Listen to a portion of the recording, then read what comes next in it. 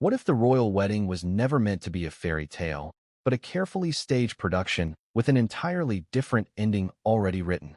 What if, from the very beginning, Meghan Markle had no intention of staying in the British monarchy because she had already set her sights on something much bigger, something far glitzier, something drenched in Hollywood lights instead of royal traditions?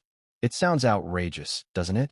The idea that one of the most lavishly celebrated weddings of the century, a ceremony broadcast across the world, watched by millions, stamped with history, was, at least in part, a stepping stone in a carefully designed strategy. But according to those closest to her, including her longtime friend McKee Zajfen, this was no spontaneous fairy tale gone wrong. This was the plan. And every smile, every wave, every curtsy may have been calculated to serve a very different throne. Before we continue, please hit the like button, subscribe to the channel, and turn on the notification bell for updates. Imagine it. Meghan, stepping out of that carriage in her Givenchy gown, waving to crowds chanting her name. The public saw a blushing bride, a new duchess ready to embrace duty. But behind the scenes, she was allegedly already taking calls from agents, already having private conversations with PR consultants, already mapping out connections in Los Angeles and sketching her route back to Hollywood. The monarchy wasn't the final destination. It was the vehicle.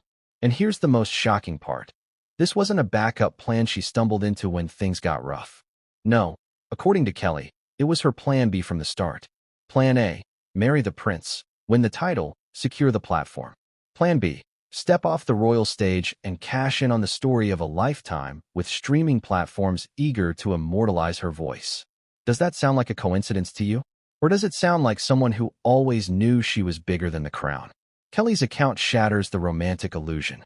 She recalls Meghan speaking just weeks after her wedding, about potential partnerships with Netflix, Spotify, and other streaming giants. She remembers Meghan joking in private conversations about becoming bigger than Diana. Bigger than Diana. Let that sink in. Diana, the most photographed woman in the world, the woman who remains a global icon decades after her passing. That was Meghan's benchmark. Not Queen Elizabeth. Not the royal institution. Diana, a celebrity queen of hearts. But ask yourself, what kind of bride, newly welcomed into one of the most historic families on earth, already jokes about being bigger than the most tragic royal figure in modern history? Is that ambition? Is it arrogance? Or was it something much colder, calculation? Now, you may be wondering, why does this matter now? Why bring up McKee Zajfen's revelations years after Harry and Meghan left the UK? After they've given interviews, released documentaries, and built their Montecito empire? Because Kelly's story doesn't just confirm what many suspected, it reframes everything. It makes us look at every step Meghan took, every move she made, through an entirely different lens. Think back to the image Meghan projected during her time as a duchess. The shy newcomer, the victim of royal coldness, the woman overwhelmed by traditions too heavy for her to bear. But if Kelly is telling the truth, then Meghan wasn't crushed by the system. She was using it. She wasn't blindsided by the pressures of royalty. She was leveraging those very pressures as part of a narrative that would later sell for millions. And let's not forget the irony. The monarchy was supposed to silence her. Instead, it gave her the megaphone of a lifetime. Every headline, every tabloid, every public feud, fuel for the Hollywood machine she had always been planning to join. This raises uncomfortable questions. Did Meghan ever truly love the role of Duchess? Did she ever intend to fulfill the obligations that came with it? Or was she smiling for the cameras while quietly waiting for the day she could trade Frogmore Cottage for a mansion in California, courtiers for Netflix producers, tiaras for red carpets? Kelly's words are not the only sign.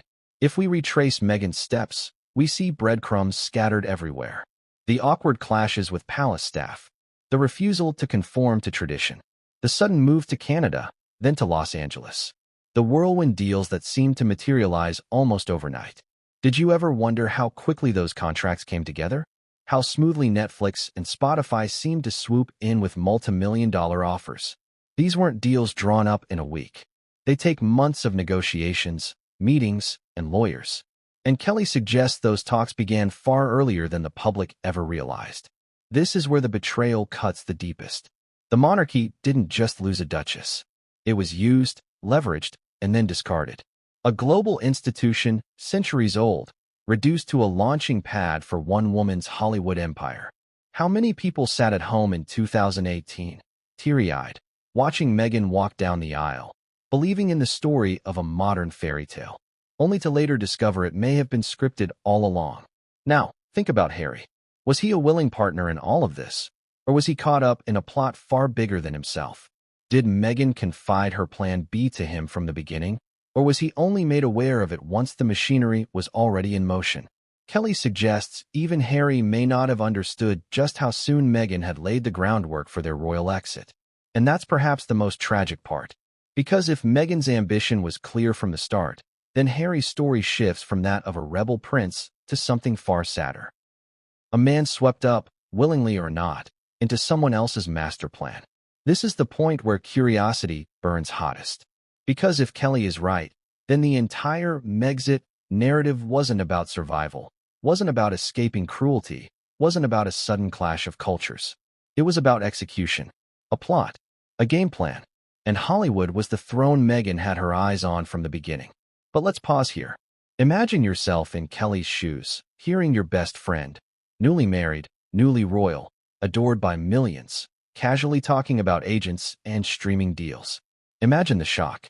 Would you dismiss it as harmless chatter, or would you recognize it for what it really was? The early outlines of a grand escape? The world was watching a duchess being born. Meghan's closest friends were watching a Hollywood star plotting her second act. And this is why the revelations matter. Because they don't just confirm suspicions. They force us to rethink every single move Meghan has made. The wedding, the palace feuds, the sudden exit, the multi-million-dollar media empire. Was it chaos or choreography? Kelly's story pulls the curtain back. And behind it, the fairy tale isn't just fractured. It's exposed. The royal exit wasn't improvised. It was planned. And not after the wedding. Not after the birth of Archie. Not after the tabloids turned against her. Before. Long before. And if you think that sounds like a stretch, just wait. Because Kelly's revelations are only the beginning. Once you hear the details of how Meghan allegedly positioned herself, how she maneuvered agents, and how she framed herself as a modern Diana for the streaming age, you'll realize the fairy tale was never real. It was a strategy, and the palace was only a chapter. But what came next would change everything, and no one saw it coming. Best friends don't just see the public image. They see the truth behind the smile. They hear the words whispered in private, the jokes that reveal more than they should, the confessions made in trust. And in Meghan Markle's case, one of those best friends was McKee Zajfen. Who is Kelly? That's where we need to start. Because when someone speaks out about a duchess, about a woman who stood on the balcony of Buckingham Palace, about someone who once lived in Frogmore Cottage under royal titles, the first question is always, why should we believe them? Kelly isn't a tabloid journalist chasing gossip. She isn't a bitter ex-staffer with an axe to grind. She's a philanthropist, a mother, and someone who was considered part of Meghan's inner circle long before the title of Duchess ever existed. Their friendship wasn't manufactured for headlines. It was real. Shared experiences, shared causes, shared late-night conversations. Meghan trusted her. And that's exactly why her words cut so deeply now. When Kelly finally began opening up about what she witnessed, it wasn't the voice of an outsider guessing motives. It was the voice of someone who had been there, who had seen Meghan at her most unguarded. Someone who had heard Meghan speak when the cameras were off and the royal facade wasn't being polished for public consumption. Kelly, at first, was silent. She stood back. She defended Meghan from the sidelines like a loyal friend would. She watched the drama unfold, the palace tensions, the press wars, the shocking Megxit headlines, and kept her thoughts to herself. Loyalty runs deep, after all. But as time went on, as she pieced together Meghan's moves and matched them with the things she had heard in private, the picture became impossible to ignore. And then, one day, Kelly decided it was time to break the silence. Think about what that means. Imagine being someone's closest confidant and realizing that their story, the one the entire world believes, doesn't quite match the story you were told in private. Imagine holding on to those words for years, until the contradictions become too glaring, too heavy to stay hidden. That was Kelly's position. What she revealed was staggering. In private conversations, Meghan didn't talk like a woman stepping into her forever role as a royal. She didn't sound like someone eager to learn the ropes of royal duty, to serve the crown, or to embrace the centuries-old expectations that came with her new life. Instead, Kelly recalls Meghan speaking with startling casualness about other opportunities. It wasn't bitterness. It wasn't a complaint. It was almost pragmatic, like someone checking the exits before boarding a plane. Meghan would talk about Hollywood as if it were always there, waiting. She would speak about the U.S. as if it were not a distant homeland, but the stage for her real act. And yes, she would joke about fame, about surpassing Diana, about rewriting history on her own terms. Kelly's silence had shielded Meghan for years, but once the pieces began to click, the Netflix deals, the book contracts, the carefully timed interviews, she couldn't keep quiet anymore. Because from Kelly's perspective, it wasn't a story of survival. It was a story of strategy. Now think about that. Best friends don't just overhear one-off comments. They hear patterns. They hear consistency. And Kelly heard Meghan repeatedly circling back to the same theme, Plan B. Plan B wasn't, if things don't work out, we'll retreat quietly. It wasn't, if royal life is too harsh, we'll adapt. No, Plan B was bold, brash, ambitious. America, streaming platforms, PR deals, and stardom beyond the monarchy. When Kelly finally opened up about what Meghan had said, she painted a picture of someone who, from day one, knew royalty wasn't the endgame. It was the platform. The monarchy wasn't a forever home. It was a launch pad. And here's where it stings most. The royal family didn't just welcome Meghan into their fold. They bent for her. They paid for Frogmore renovations. They adjusted traditions. They tried to mold space for her within the firm. And yet, all the while, Kelly suggests Meghan was already whispering about Hollywood opportunities. If true, this changes everything. Because it means Meghan wasn't simply reacting to an unfair system. She wasn't pushed out by cruelty. She was executing a long-term strategy, using the monarchy's global stage to boost her brand, her visibility, her story. Kelly's voice also carries a deeper emotional weight. She wasn't just a friend. She was a believer. She wanted to believe Meghan had found her fairy tale. She wanted to believe her friend was living the dream millions of little girls imagine. That makes the disillusionment even sharper. Because when Kelly looked back at those conversations, she realized Meghan wasn't dreaming of castles. She was dreaming of cameras. Kelly recalls being stunned by the speed with which Meghan transitioned after the wedding. Within weeks, Meghan was already in contact with professionals who had nothing to do with royal duties. PR consultants, brand managers, entertainment lawyers. Meghan had entered the palace but never left the industry. And that, for Kelly, was the red flag that never went away. How could someone who had just stepped into history still be tethered so strongly to Hollywood? Let me ask you, if you were newly married into one of the most famous families on earth, would you already be planning your exit? Would you be chatting about contracts and agents while your wedding bouquet was still fresh? Or would you be consumed by the enormity of your new role, humbled by tradition, overwhelmed by duty? That's the contradiction Kelly could no longer ignore. The Meghan she knew in private didn't match the Meghan the world thought it was getting. But Kelly's decision to speak wasn't just about setting the record straight. It was also about honesty, about showing the world the Meghan she saw behind closed doors. A Meghan who wasn't simply caught in a storm. A Meghan who had already been mapping out a different destiny. Kelly's silence breaking has rattled Meghan's carefully constructed narrative. Because if Meghan's own best friend confirms that Hollywood was always the endgame, then the entire story of escaping the royal family crumbles. It was never an escape. It was an execution. And yet, this is only the beginning. Because Kelly's revelations didn't stop at the broad strokes. She gave details, moments, conversations, phrases that revealed just how soon Meghan's Plan B was taking shape. The shocking part? The timeline wasn't measured in years. It was measured in weeks. Which begs the question, what exactly was Meghan planning so soon after her wedding? And who was she speaking to while the world believed she was embracing her royal destiny? Because as Kelly would reveal, the agents were already waiting. The deals were already being whispered about. The foundation of Megxit was being laid. Not after the cracks appeared, but almost immediately after Meghan slipped that ring on her finger. And that revelation is where everything changes. Because if Meghan was already talking to agents weeks into her marriage, then the story of her royal life wasn't one of failure. It was one of design. But who were these agents? And what did Meghan promise them? That's the part Kelly says left her stunned. And it's the part that proves Meghan wasn't just surviving the palace. She was using it. And what came next would expose the entire strategy. Conversations that happened while the world thought Meghan was living her fairy tale. Conversations that make you wonder, was royalty just the cover story all along? Because when Meghan reached out to Hollywood, she wasn't lost. She wasn't confused. She was calculating. And that's when the agents in the shadows appeared. Picture this. The world thinks you've just become the ultimate Cinderella. The dress, the tiara, the castle, the husband who happens to be a prince. People are crying tears of joy in living rooms across the globe, convinced they're watching the beginning of a new fairy tale. But behind the gilded gates, just out of sight, your phone is buzzing. Messages from people not connected to Buckingham Palace, but from Beverly Hills. Not courtiers, agents, not aides, PR strategists. And instead of Your Royal Highness, they call you Meg. That's the reality McKee Zajfen says she glimpsed. While Meghan smiled to the cameras and waved to the crowds, there was another conversation running quietly beneath the surface. A conversation that had nothing to do with royal duty.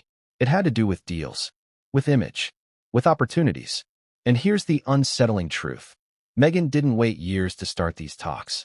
According to Kelly, she began weaving Hollywood back into her world within weeks of her wedding. Weeks. Let that timeline sink in. The public story tells us that Meghan tried to adapt, that she clashed with palace tradition, that the pressure grew unbearable, that the press tore her apart, and that, eventually, she and Harry decided they had no choice but to leave. That's the narrative we've been sold. But Kelly's revelations pull back the curtain and reveal a different story entirely. One where the agents were always waiting, and Meghan was always reaching out.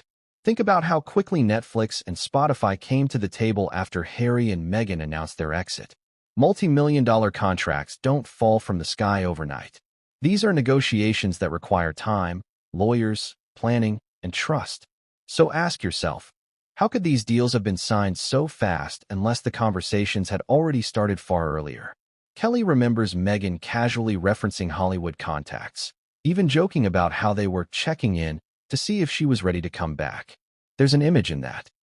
Meghan at Frogmore Cottage, surrounded by royal trappings, but with one foot already in Los Angeles, phone lighting up with names that belong to streaming platforms, not state banquets. And this wasn't just curiosity. This wasn't a newlywed wondering what could have been. This was strategy. Kelly recalls Meghan making notes, talking about storylines, and discussing image management in ways that sounded less like a duchess preparing for charity tours and more like an actress preparing for a comeback. Now let's pause here. Imagine you are Meghan Markle. You've just secured a global stage by marrying into the most famous family on earth. Every move you make is covered. Every photo is splashed across front pages. If your end goal was visibility, you've achieved it overnight. So what's the smartest next step? To stay trapped in royal traditions where you'll always play second fiddle? Or to take that spotlight and flip it into Hollywood leverage? That's the question that haunted Kelly when she finally spoke out. Meghan, she says, never spoke like someone resigned to be just a royal. She spoke like someone collecting material. Every insult from the tabloids, every clash with the palace, every misunderstanding. Instead of being tragedies, they were building blocks. Building blocks for a bigger story that Hollywood was desperate to buy. And those agents? They saw it too.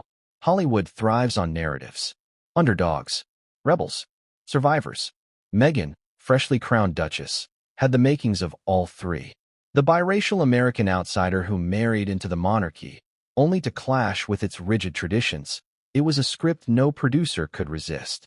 And Meghan was smart enough to recognize it. Kelly recalls one chilling detail. Meghan apparently joked to a close circle that she was sitting on the biggest script ever written. She wasn't talking about a movie role. She was talking about her life. And if that doesn't sound like strategy, what does? But who were these agents? Kelly doesn't name names, but she paints a clear picture. They weren't small-time players. They were connected to major studios, powerful PR houses, and streaming giants who had already begun shaping global entertainment. They saw Meghan not just as a former actress, but as a story, a living, breathing narrative they could package and sell. And Meghan didn't shy away from it. She leaned in. She asked questions. She considered options. She weighed strategies. And every time she did, Kelly saw her inching further away from Her Royal Highness and closer toward Hollywood's Meg. Ask yourself, what does that mean for the wedding vows, for the monarchy, for the idea that Meghan was ever going to play by the royal rulebook? If agents were already circling, if Meghan was already entertaining them, then was royal duty ever truly in the cards? Or was the plan always to jump ship once the timing was perfect? The irony is almost poetic. The crown, with all its power, became just another prop. The title Duchess wasn't a lifelong role, it was marketing. A golden sticker on Meghan's Hollywood brand. And that's where the betrayal lies. Because the palace thought they were welcoming a devoted partner. The public thought they were witnessing love's triumph over tradition. But Meghan, if Kelly's account is true, was already running a second script. Here's the contradiction that makes the story so compelling. Public Meghan, struggling with the harshness of royal life, retreating for her mental health, pushed out by relentless cruelty. Private Meghan, according to Kelly, speaking with agents, preparing her brand, and mapping out a future in California. Which one was real? Now, think about the timing again. Weeks after the wedding. Not years. Not after scandals. Weeks. The wedding cake hadn't gone stale. The confetti hadn't fully faded. And yet Meghan, allegedly, was already consulting with the agents in the shadows. Doesn't that change everything? Because if that's true, then Megxit wasn't an escape. It wasn't a breakdown. It wasn't desperation. It was execution.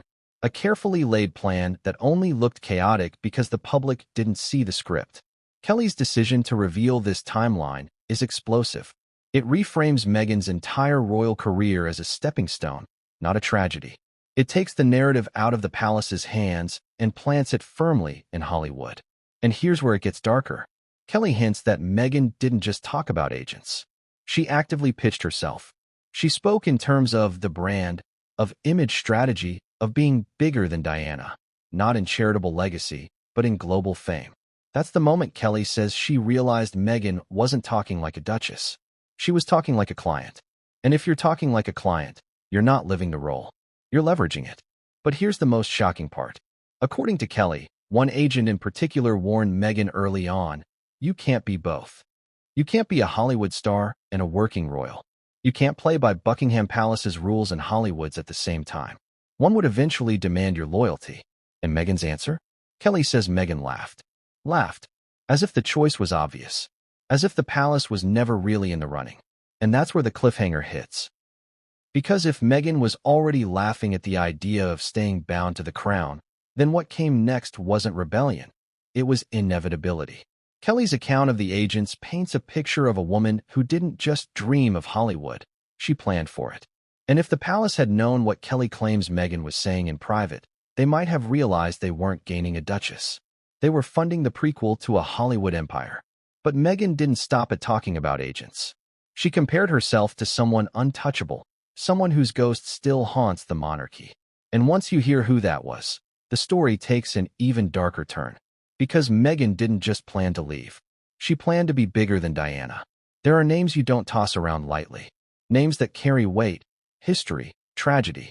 And in the world of royalty, one name eclipses them all, Diana. Princess Diana wasn't just a royal. She was a force of nature.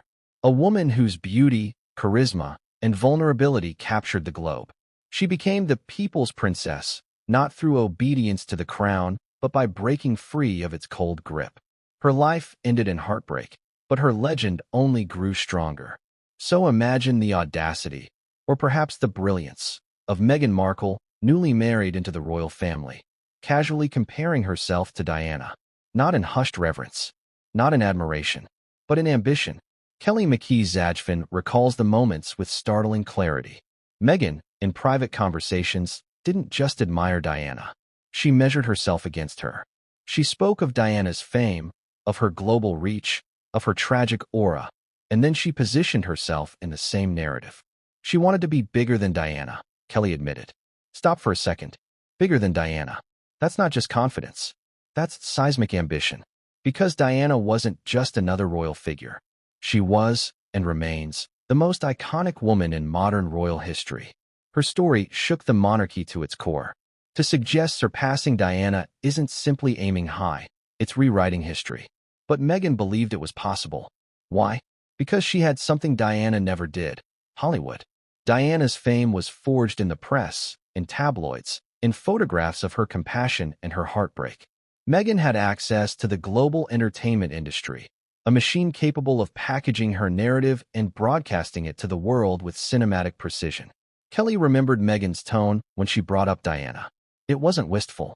It was calculating, almost as if Diana's life was a case study, a playbook for how to transform suffering into superstardom. Diana had endured a loveless marriage, relentless paparazzi, betrayal, and public humiliation. But she turned that pain into power. Meghan, too, spoke about hardship, about feeling unwanted, silenced, criticized. But the difference? Meghan saw her hardships as potential content.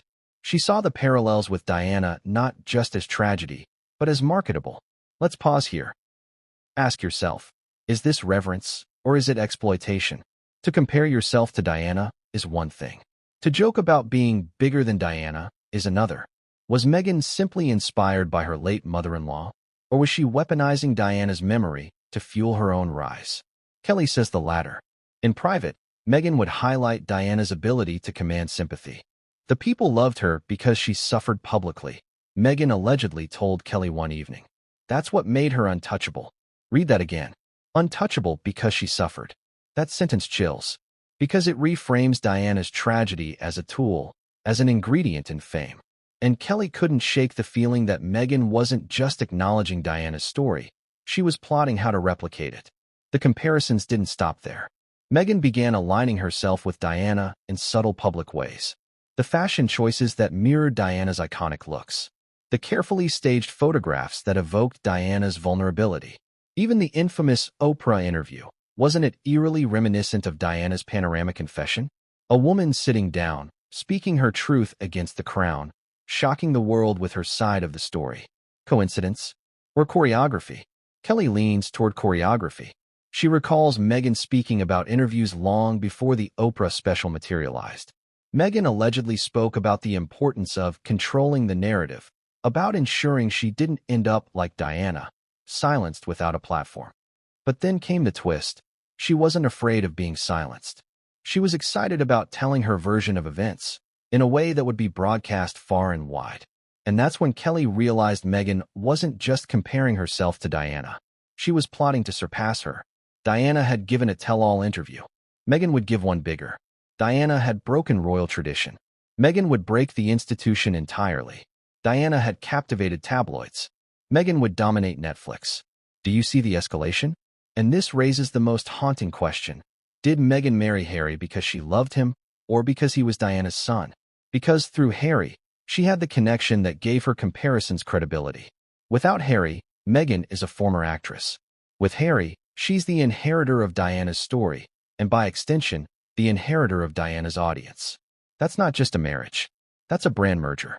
Kelly recalled Meghan joking once about how Harry's lineage was the greatest storyline anyone could ask for. At the time, Kelly brushed it off as gallows humor, the kind of remark you make when you're overwhelmed by your new reality. But in hindsight, she began to see it differently. What if it wasn't a joke? What if it was strategy? Because think about it, Meghan didn't just marry into royalty. She married into the one family where the most famous woman in the world had died tragically young, leaving a legacy of pain and glamour that still electrifies headlines decades later. And Meghan, ever media savvy, recognized the opportunity to step into that void. And here's the contradiction that tears at the heart of this chapter. Diana wanted to escape fame. She wanted privacy. She longed for normalcy. Meghan, on the other hand, seemed to crave the opposite. She wanted more fame. She wanted a bigger platform.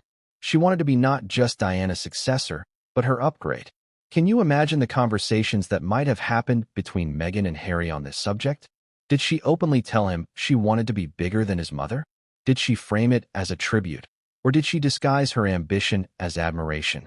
We'll never know for certain.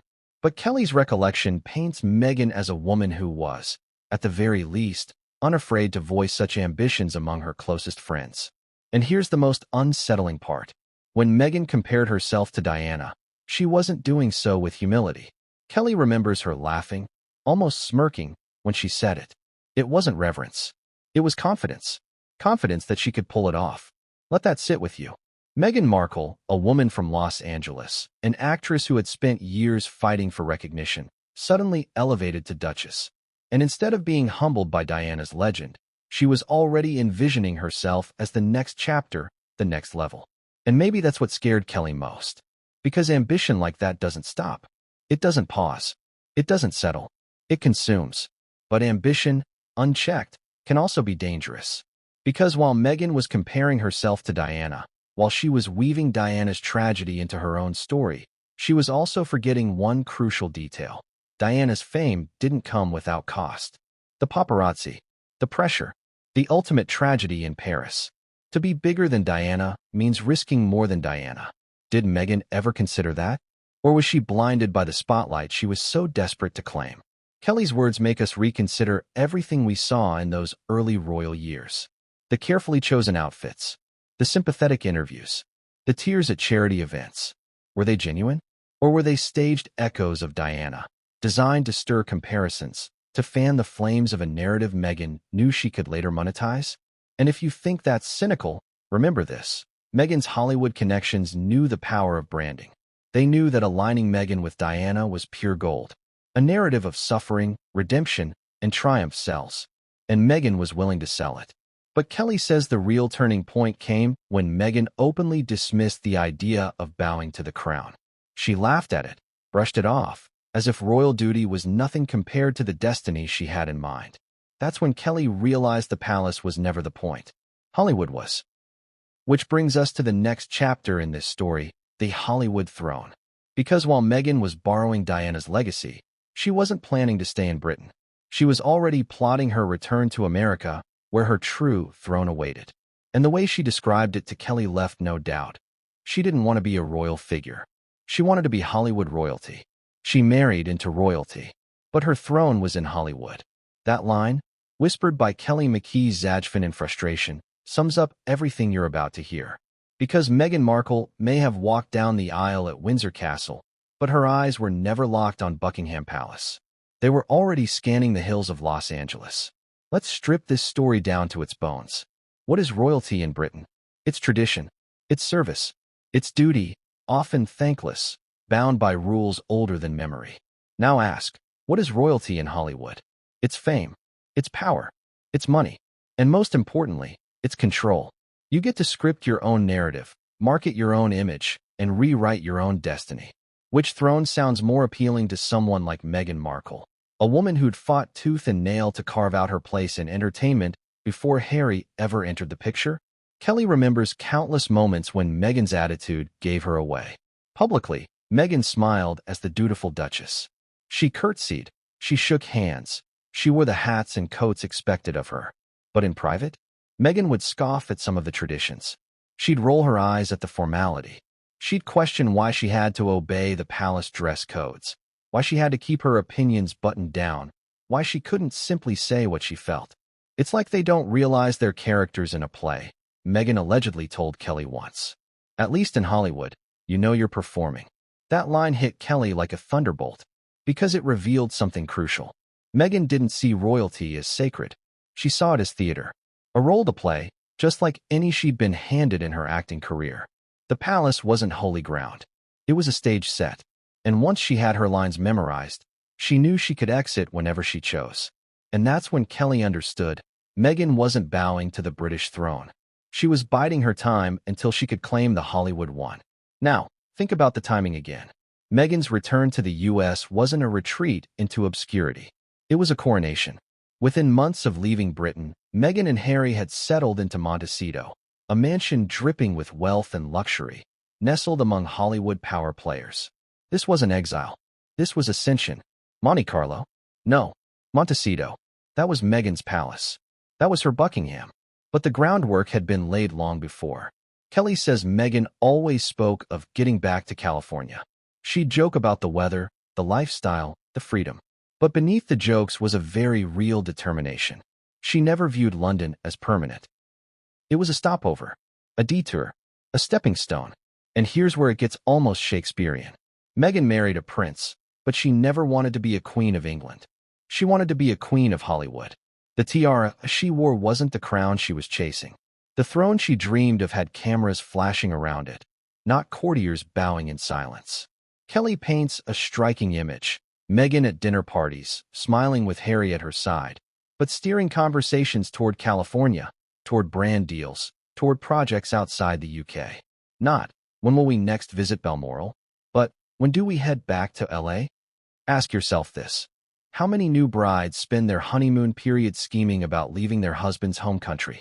How many women, after being handed a global platform in the monarchy, immediately start mapping their exit strategy to return to Hollywood? That's why Kelly eventually concluded Meghan wasn't trapped. She wasn't desperate to escape. She was deliberate. Now let's talk about that throne. Because Hollywood has its own crown jewels. Netflix, Spotify, Oprah. Platforms that don't just tell stories, they sell them. Meghan, Kelly says, recognized this instantly. She didn't want the constraints of royal protocol. She wanted the freedom of Hollywood contracts. And she got them. The palace may have thought it was handing Meghan a title, but Meghan knew she was handing herself a brand. And when those deals came through, the Netflix series, the podcasts, the tell-all memoir, it wasn't coincidence. It was coronation. Meghan sitting down with Oprah wasn't rebellion. It was inauguration. Her first address as Hollywood royalty. But think about the symbolism. She left one throne and sat down with Oprah, the closest thing America has to royalty in the media. Was that a coincidence, or was it Meghan's declaration? Kelly recalls Meghan saying once, "Hollywood is my world. I know how it works. I know how to win there." That confidence was unshakable. And when she compared palace life to Hollywood, the scales always tipped in favor of the cameras, the agents, the contracts. What does that tell you? That Meghan saw the palace as restrictive, Hollywood as liberating, the Queen as outdated, Oprah as modern. And here's where the betrayal becomes crystal clear. Meghan didn't just leave the royal family because she couldn't cope. She left because she never intended to stay. She was always planning to trade one throne for another. Kelly's words make you look back at every headline differently. When Meghan clashed with staff, was it frustration or disengagement? When she refused certain traditions, was it rebellion or indifference? When she retreated from public duties, was it exhaustion or preparation? The Hollywood throne was always waiting, and Meghan didn't stumble onto it. She marched toward it. But here's the tragic twist. In her quest to sit on the Hollywood throne, Meghan may have underestimated just how fragile it really is. Because unlike Buckingham Palace, Hollywood crowns don't last forever. They're fickle. They shift with trends. And for every star who rises, another one falls. Did Meghan realize that? Or was she so intoxicated by the prospect of eclipsing Diana, of becoming America's new queen, that she forgot Hollywood royalty is far crueler than Windsor could ever be? That's the question Kelly leaves hanging.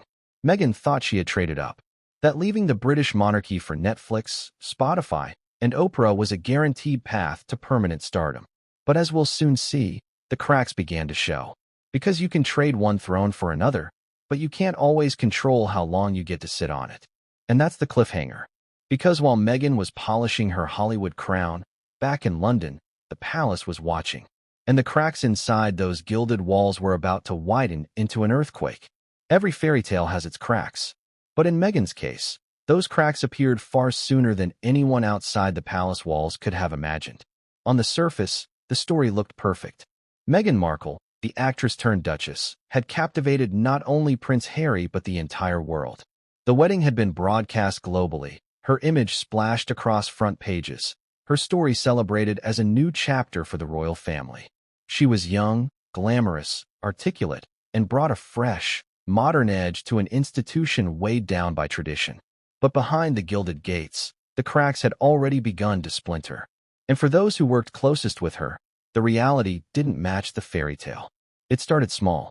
A request here, a disagreement there. Meghan wanted things done differently, not just in terms of her schedule, but in how the palace itself operated. She pushed against traditions that had stood for centuries.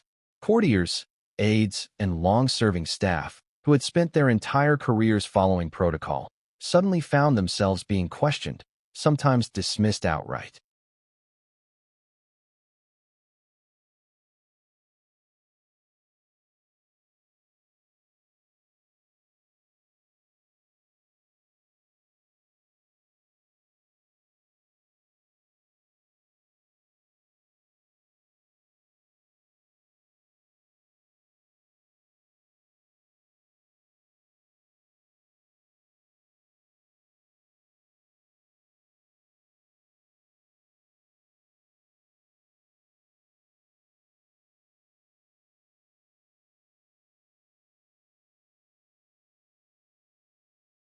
She treated the palace like it was a set, one insider reportedly confided. Rules didn't matter. What mattered was her role, how she looked, how she was perceived, how her narrative played. And that was the first fracture. Because the monarchy thrives on continuity, the firm, as it's often called, is bigger than any individual member. Even Diana, with all her global power, was ultimately expected to bend to its rules. Meghan, however, seemed unwilling, or perhaps uninterested, in bending at all. McKee Zajfen later reflected that Meghan had always been this way, even in Los Angeles. She doesn't take orders, Kelly admitted. She gives them. In Hollywood, that attitude might win you respect. In the monarchy, it breeds conflict. Staff began to whisper about clashes behind the scenes. Reports emerged of Meghan sending emails at all hours of the night, demanding immediate responses. Of her questioning protocols that had never been challenged. Of her pushing for outcomes that didn't align with royal tradition. And it wasn't just staff. Other royals began to notice the tension. Catherine, the Princess of Wales, known for her careful adherence to tradition, was reportedly caught off guard by Meghan's insistence on doing things her way. There were disagreements, some minor, some explosive, and each one chipped away at the illusion of harmony that the palace tried so desperately to project. For Meghan, it was about independence. She wanted her voice heard, her priorities respected. For the palace, it was about order. They couldn't allow one member, no matter how glamorous, to rewrite centuries of protocol. The collision was inevitable. But here's where the contradiction becomes fascinating. To the public, Meghan began presenting herself as the outsider who couldn't fit in. She painted herself as misunderstood, unsupported, even silenced. Yet, if Kelly's account is true, Meghan never intended to fully fit in. She wasn't fighting to be accepted. She was testing how far she could bend the palace to her will before she broke free. Think about it. Every story that later came out, the tears at fittings, the disagreements with staff, the alleged bullying claims, weren't just clashes. They were signs of a deeper truth. Meghan wasn't here to adapt. She was here to disrupt. And for a while, the palace tried to manage it. They bent the rules. They allowed exceptions. They tried to give her space. But the cracks grew wider. Because every concession only seemed to embolden Meghan further. Kelly remembered Meghan laughing about palace frustrations. "They don't know what to do with me," Meghan allegedly told her one evening. "I'm not their kind of royal. And I never will be." That sentence, in hindsight, sounds less like despair and more like defiance. Meghan wasn't broken by the palace. She was rejecting it. She wasn't longing to belong. She was reminding herself she didn't need to.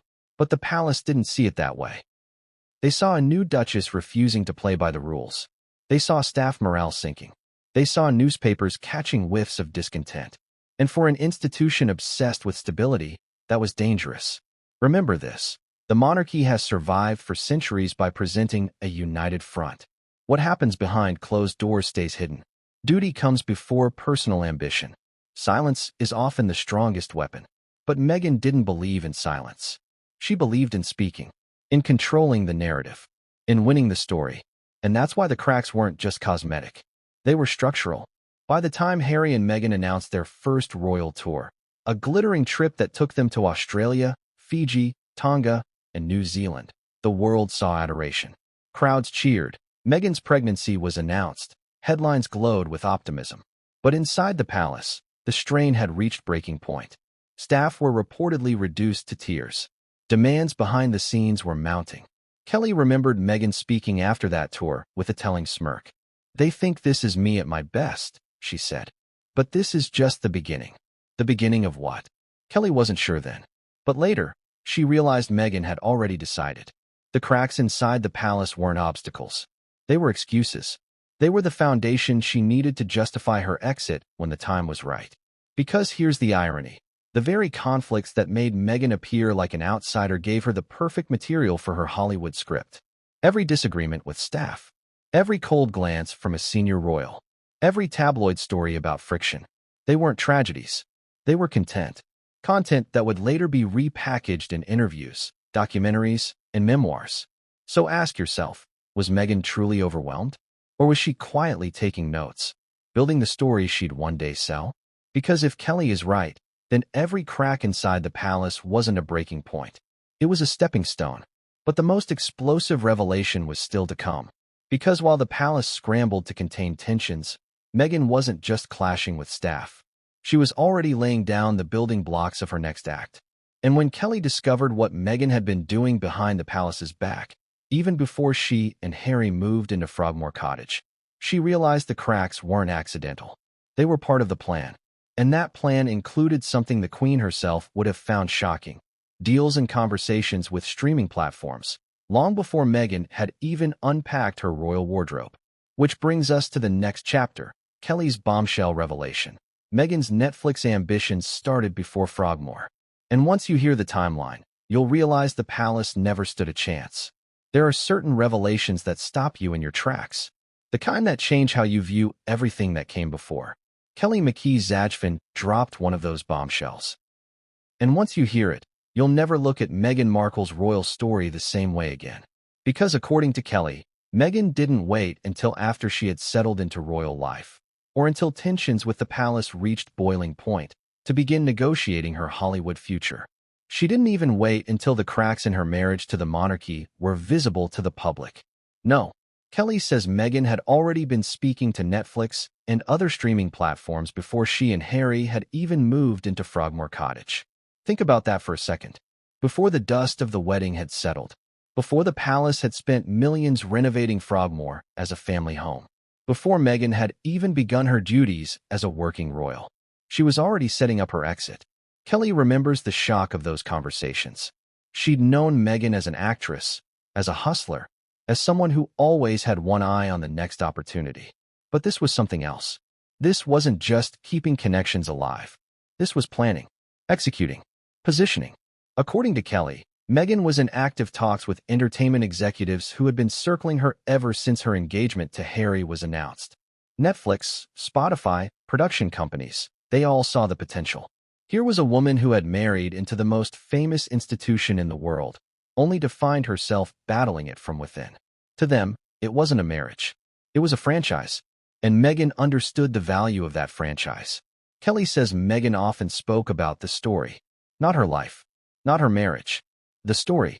She would discuss her struggles with palace staff, the racism she perceived in the press, the lack of support from the firm, and she would frame it in narrative terms, as if she were crafting a pitch. The world will eat this up, Kelly remembers Meghan saying once. They think they know the crown, but they don't know the truth. The truth. That word hung in the air like smoke. Because for Meghan, truth wasn't just honesty. It was a brand. And Netflix wanted it. Now here's where the timeline becomes crucial.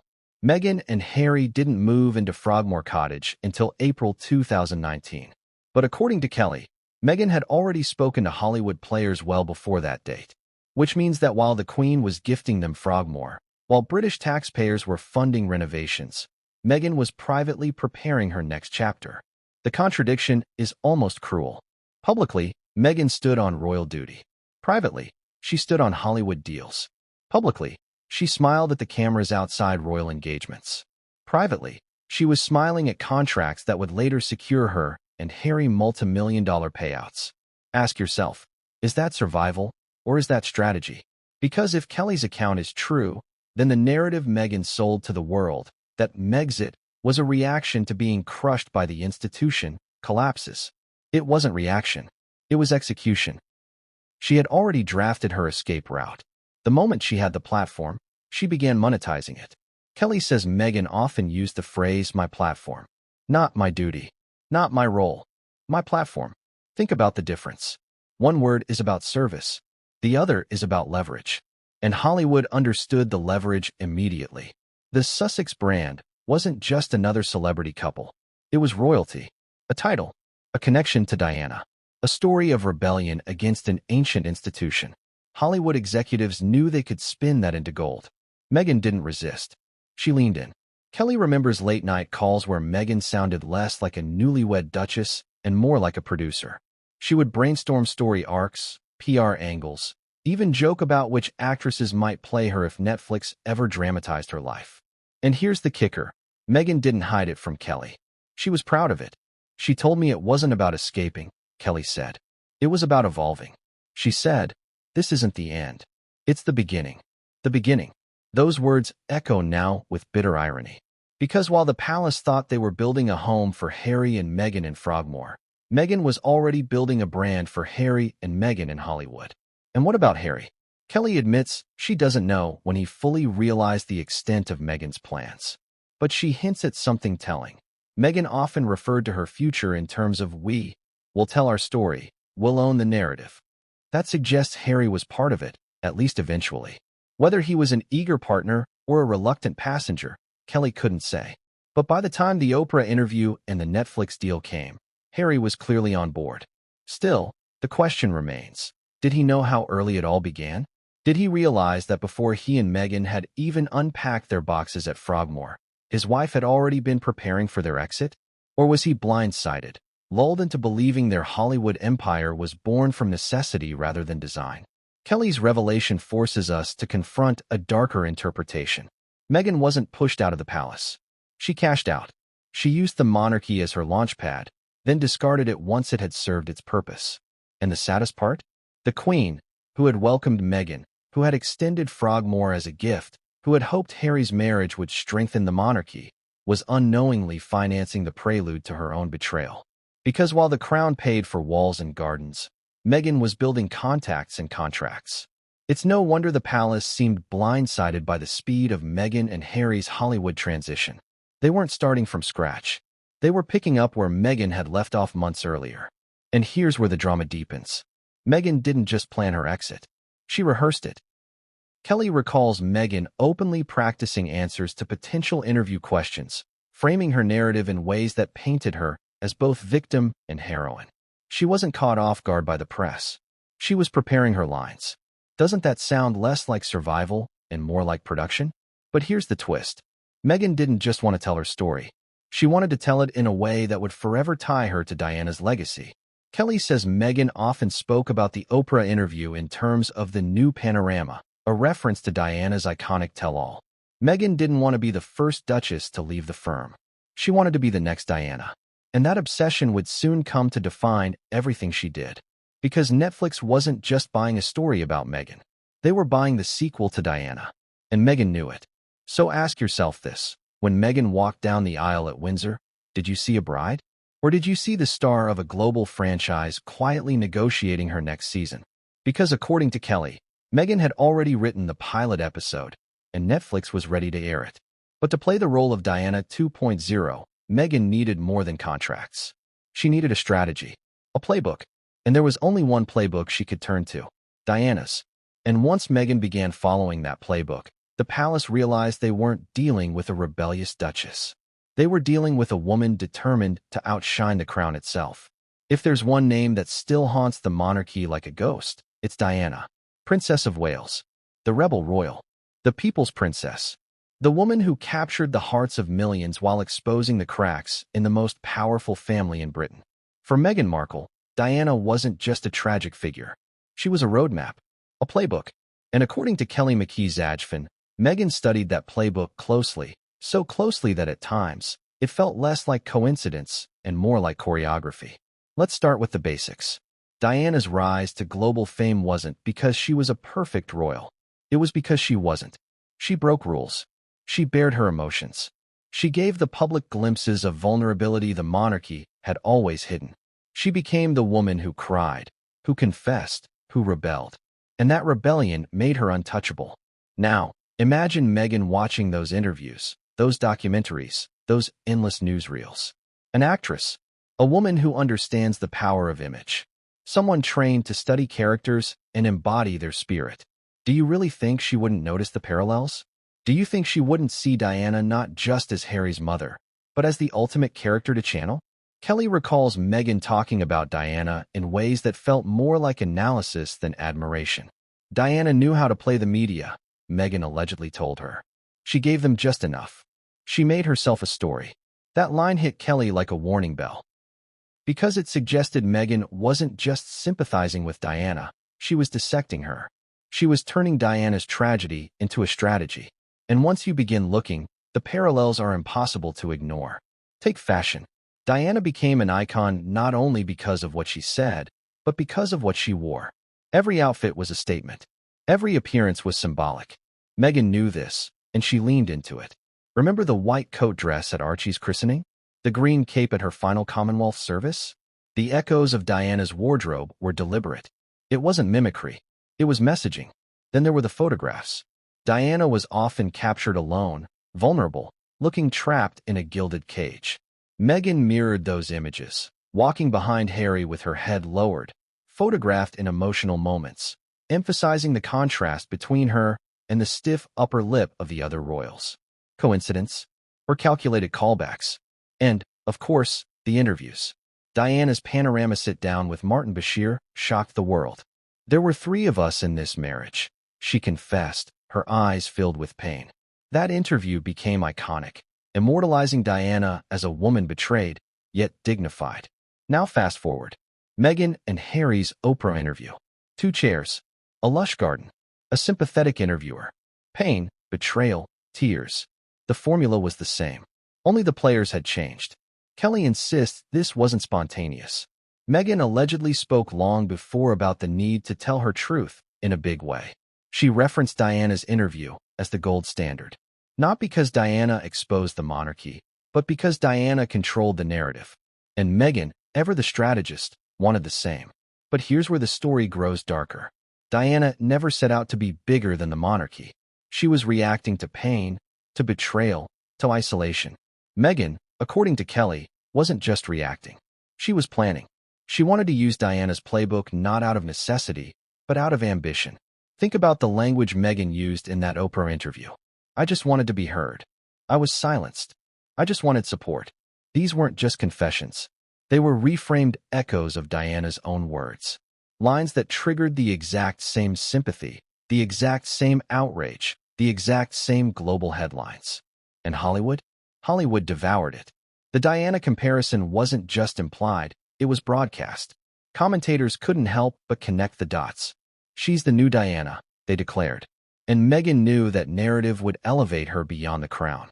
Kelly remembers one chilling phrase Meghan said in private. "Diana walked so I could run." Let that sink in.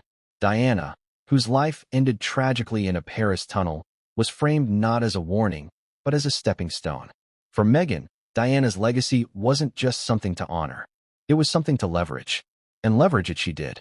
Every criticism Meghan faced, whether it was about her clothing, her independence, her refusal to conform, was folded into a Diana narrative. The outsider misunderstood. The victim of the press. The woman who dared to be different. But here's the contradiction that Kelly couldn't ignore. Diana never wanted to be a celebrity. She longed for privacy, for peace, for a life away from the cameras. Meghan, on the other hand, seemed to crave the opposite. She didn't retreat from fame. She ran toward it. She didn't hide from cameras. She staged them. So ask yourself, was Meghan honoring Diana? Or was she appropriating her tragedy? Kelly struggled with that question herself. As a friend, she wanted to believe Meghan was sincere. But the more she looked back, the more it felt like strategy. A role being played. A narrative being curated. And that's the danger of the playbook. Because while Diana's life gave Meghan a blueprint, it also gave her something far more seductive, a guarantee. The guarantee that the public would always side with the outsider, the vulnerable one, the rebel. Meghan understood that. She weaponized it. And she turned Diana's ghost into her shield. But here's where the story twists again. Because while Meghan may have used Diana's playbook to elevate her own narrative, Kelly insists there was another motive at play. Meghan wasn't just content to follow Diana's path. She wanted to surpass it. She wanted to be not just the new Diana, but the upgraded Diana, global, modern, Hollywood-powered. And to do that, she needed more than sympathy. She needed scale. Diana had dominated the tabloids. Meghan would dominate Netflix. Diana had given a single bombshell interview. Meghan would sign multi-million-dollar production deals. Diana had been the people's princess. Meghan would become the people's CEO. But ambition like that doesn't come without risk. Because Diana's fame, as luminous as it was, ultimately consumed her. Did Meghan truly understand the dangers? Or was she so focused on the spotlight that she ignored the shadows lurking behind it? Kelly remembers Meghan brushing off such concerns. "That won't be me," Meghan allegedly said. "I know how to play the game."